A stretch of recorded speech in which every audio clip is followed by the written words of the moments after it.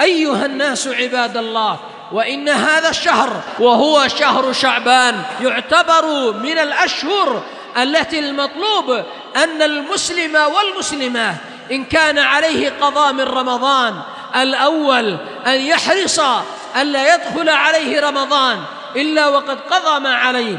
فمن كان مريضا أو كان معذورا بسفر أو عذر شرعي فأمامه هذه الأيام المتبقية من شهر شعبان يحرص أن يقضي ما عليه.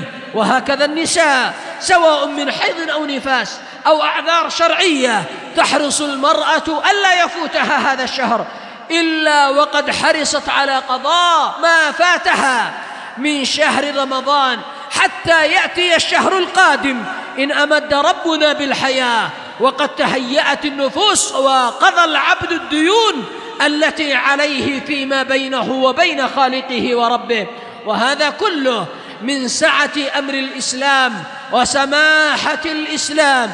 والمطلوب أن الرجال وأن النساء يتعاونون فيما بينهم مع بعضهم البعض. كم نسمع من بعض الشكاوي من بعض الأزواج إن أرادت الزوجة أن تقضي صيامها وقف الزوج أمامها ومنعها وقال ما هو وقت الصيام؟ يا عبد الله، هذه ديون وهذه حقوق شرعية. كن عونا على الخير، كن دالا على الخير، كن حريصا على قضاء الديون التي لله عز وجل. فإنك إن منعت الزوجة من الواجب يخشى عليك أن تكون متعاونا على ترك الواجبات، ويخشى عليك أن تكون قاطعا لفعل الواجبات عياذا بالله. فكن دالا على الخير وكن حريصا ومذكرا لغيرك في ذلك، بل احرص أن تكون صائما حتى يحصل الخير ويعم النفع في البيوت بحمد الله رب العالمين.